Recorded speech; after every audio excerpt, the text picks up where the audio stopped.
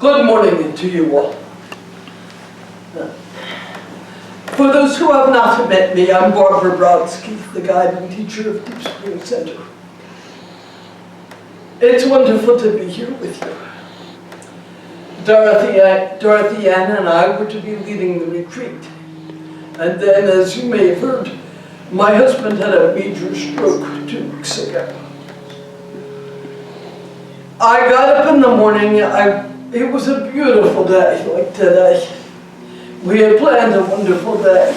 We were getting an early start, going to the gym and then out for breakfast, to do some errands, go for a walk in the park, come home and have dinner and see a movie. Such a lovely day, and I walked into the kitchen to see if he was ready to go. And he was unconscious on the kitchen floor in a pool of blood and vomit. So of course I called 911, an ambulance came. A little funny piece on this. I came in before I got dressed to see, how are you getting dressed? Are you getting ready to go? So I was naked. Walked in, I ran into my phone, I called 911, they said stay on the line. So I had my bathing suit there because we were going to the gym. I pulled my bathing suit up. So he was moved yesterday from the ICU at U of M to a acute care, longer term rehab facility that's housed in St. Jude's. We have no idea what the future will hold. Obviously, this is a major trauma in his life, in my life, and my son's lives. My 3 sons all came in that day. It's exactly 2 weeks yesterday. And they've been with me for 2 weeks, putting their lives on hold, their families, their work. I could not have done it without them. But still, this is my husband and my life. How am I going to live my life without him? We've been married for 50 years. A lot of fear, grief, sadness, financial uncertainty. If he needs long-term nursing care, it's pretty much going to eat up all of our savings. Eventually, he'll get on Medicaid. But not until I'm literally poor, is how they dealt it. So he has to use up all of our savings before he can go on Medicare. Then what do I live on? So fear. Fear about the future, fear about a lot of things. I'm talking about this mostly to share the fruits of practice. Why are you here to learn Vipassana? In what way can it support you through this kind of major change and trauma in your lives? These things happen to us. One moment, please. Am I going too fast? Well, not really. Shall I slow down? Okay. Okay. I want you to get it. It's been a joy having Jeremy in class this year. Because we are all slowing down for him. And that means I get what people say. But I have to slow down too.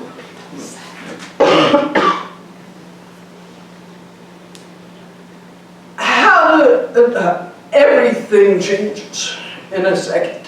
A friend wrote me an email yesterday, 2 days ago, when it was snowing, whenever, I've lost track of the days. She was getting off the freeway exit to her home, and she skidded in a patch of black ice, and her car spun around in front of the next lane of traffic for a moment.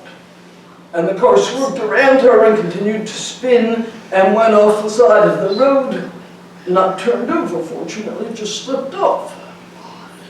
And she said that 15 seconds seemed like an eternity. Each second slowed down, and she could have been killed or badly injured. everything changes in a moment. Our practice is not to stop emotions, or pain, or fear. That's simply a stifling. It's not living, it's shutting down, armor. Now, of course, even at our best, we're going to armor ourselves when things are very painful. But when the stories come up, what will happen, not just what will happen, but noting the anxiety, fear. They'll take all my money here. I'm going to have to live in a tent somewhere out at Friends Lake. I'm going to have to live in a tent. Well, I've got a -0 sleeping bag. Okay, I'll be okay. So many stories. Letting go of the stories doesn't mean I cut off the story. No, I won't have the story, but noting that movement. So first, I'm breathing and I'm peaceful. Or I'm lying in bed and I wake up at 4 a.m. and the thought comes in. What will happen to Hal? What will happen to me? Mind clenching into that. And one of the things that mind does then is to run into, I forgot to salute it, is to run into stories. Then that story, trying to picture myself safe, living in my tent. This could be okay. Oh, I don't have to live in a tent. Well, I'd rather live in a tent than a really ugly, horrible room in some cheap apartment. Can you feel the stories and the energy and the negativity? At this point, we note fear. Fear. Or just a contraction. I may not even be aware that I'm afraid. What is spurring the story? I don't know. Contracting, contracting. Breathing in, I am aware of the contraction. Breathing out, I hold space for the contraction. When I hold space for whatever has come up and is causing so much discomfort, there's space for it. We have enormous capacity for the fear, grief, pain, anger. If we will allow ourselves to experience these, but mostly we don't want to experience them. If we don't allow ourselves to experience them, then we shut ourselves off.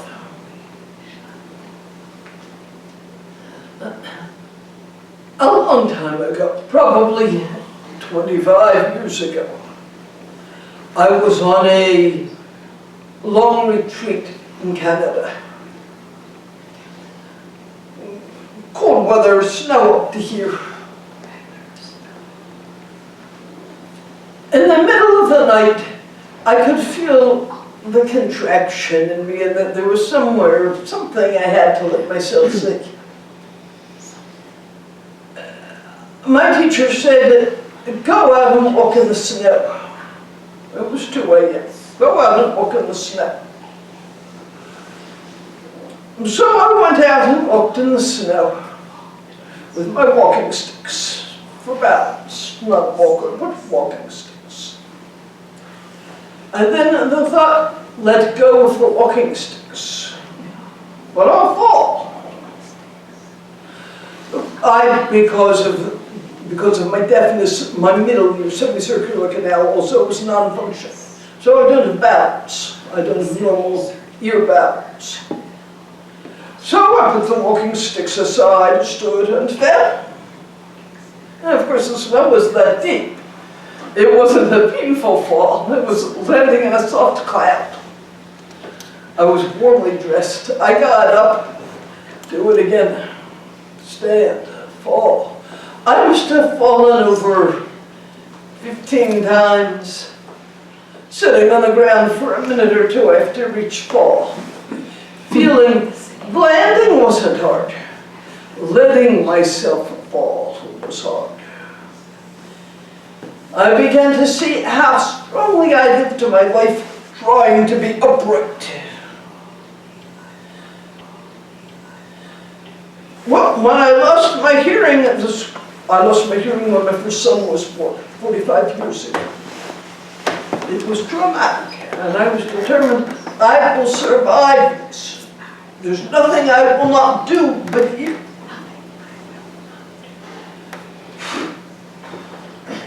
Can you feel that? I will do it.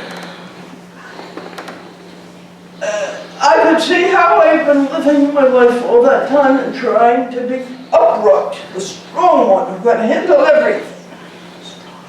And it was a major shift for me. This 25 years ago. Well, I thought I had long passed that old battle, that I had learned what I needed to.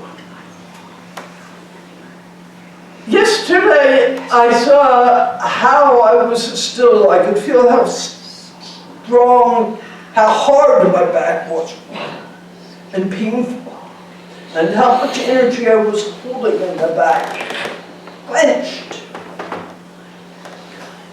I was lying on a table, I was meditating, and as I felt that tension in my back, and it brought kind attention to it, there was a feeling almost like someone had opened a valve in my back, and tons of garbage and sludge were pouring out, all the accumulation of these 2 weeks.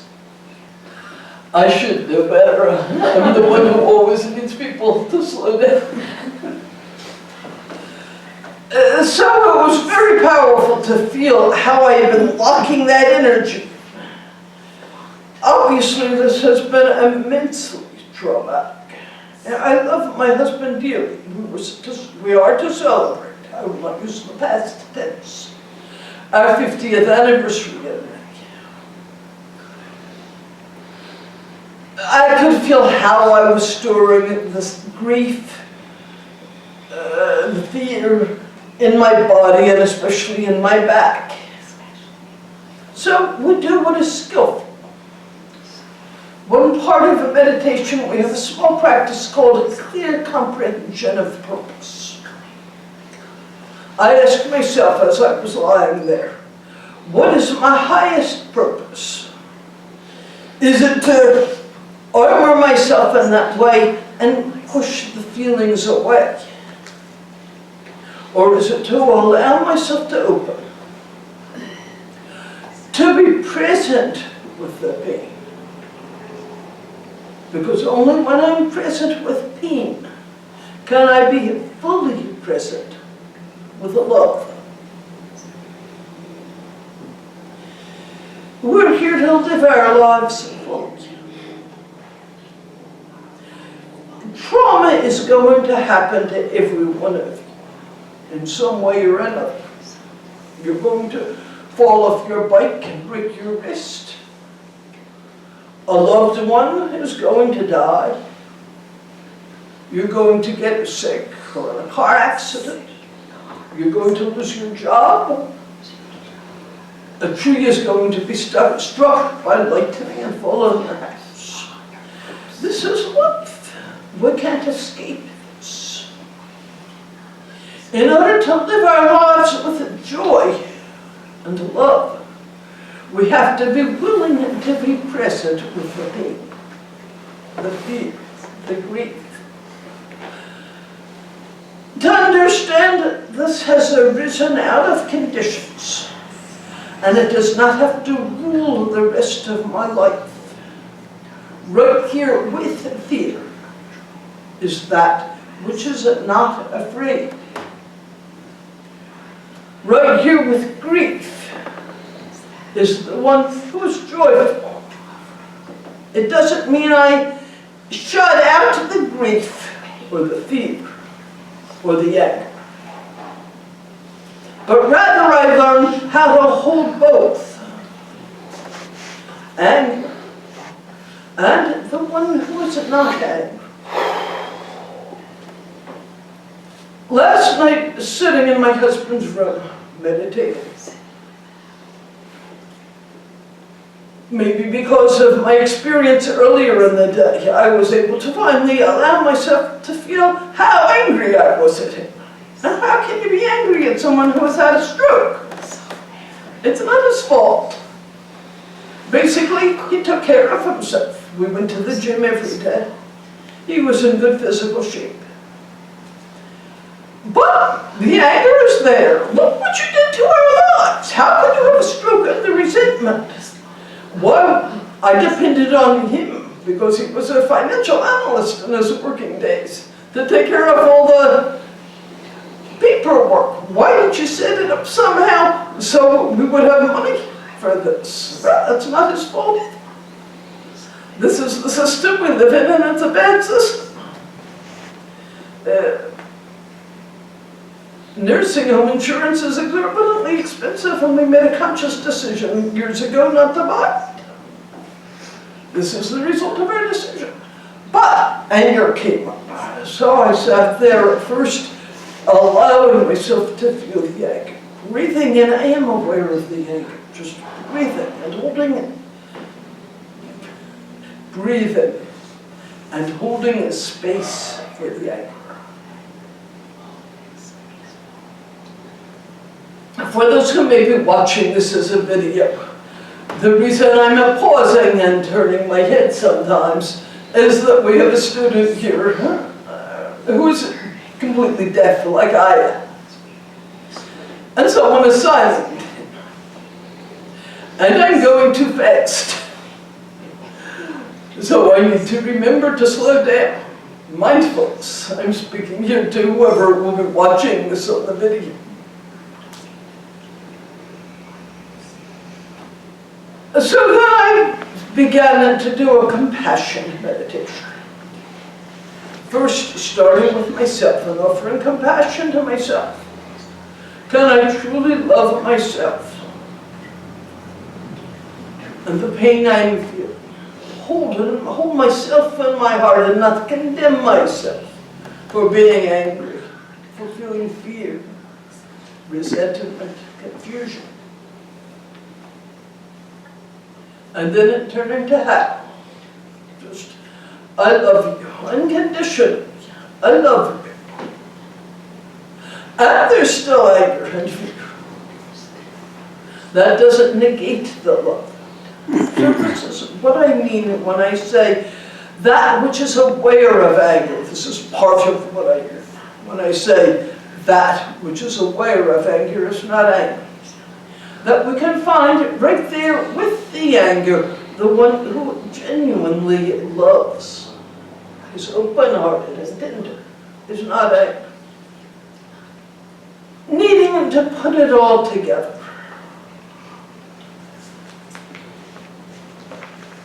To find a way to hold space for our entire experience.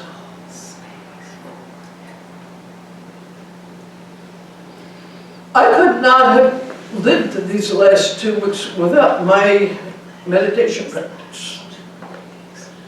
I would have been totally overwhelmed. I would have spent my life curled on a fetal ball, sobbing. I couldn't have done it.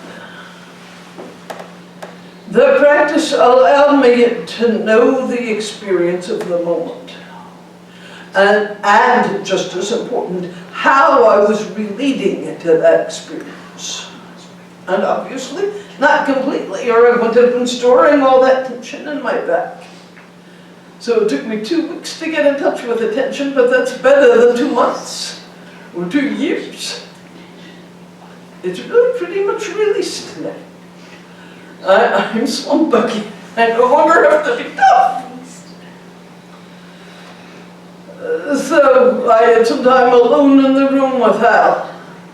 And I did something I didn't think I could do. I was standing next to his bed and I bent over and put my head on his chest. I've done this a couple of times the past 2 days. His left arm is workable. So I took his left arm and put it on my face, and it felt good to feel his hand touching it. And I just let myself cry there with my head on his chest. I don't know, because it's a major stroke, His right side is completely paralyzed. He's beginning to become a little more responsive. He's opening his eyes and looking at people. But I have no idea if he recognizes that it's me, or had no idea. But last night as I was there, just not sobbing, but crying softly, I felt his fingers begin to move in my hair.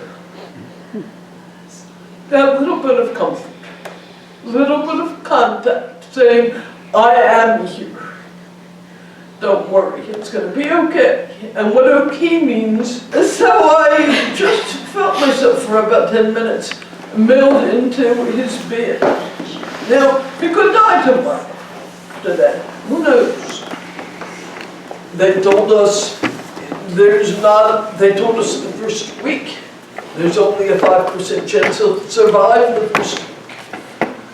They told us the second week, there's only a 5% chance he'll ever get off the ventilator. Well, he's alive and off the ventilator. They told us when he left the ICU, there's only about a 10%, 20% chance he's going to survive the rest of the month. He will or he won't. I can't hold on to him. But when I can be present with my fear with kindness for myself and for him, allow myself that connection with him. It may be the last really human connection I'll ever have with him. In a sense, I was saying goodbye to him this night. And also, hello to him. Hello to the new Hal, however he is. And I promise, I love you. And I'll stick with you, and we'll see what happens.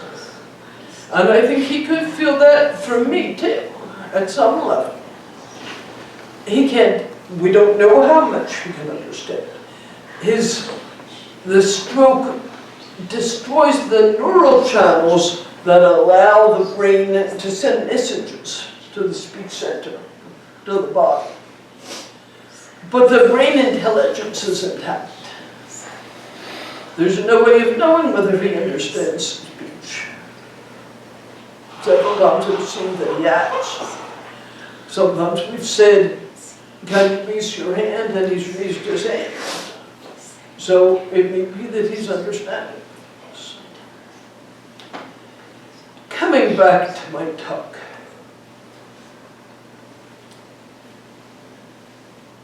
Can you see how important it is to allow ourselves to be present with things as they are and not shut ourselves down?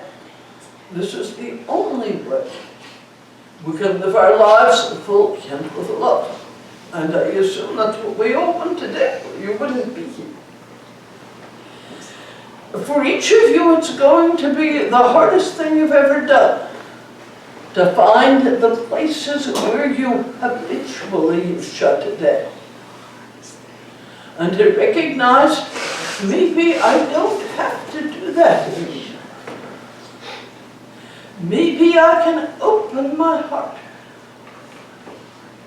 and just be present in this moment with the fear, pain, anger, and confusion of this moment.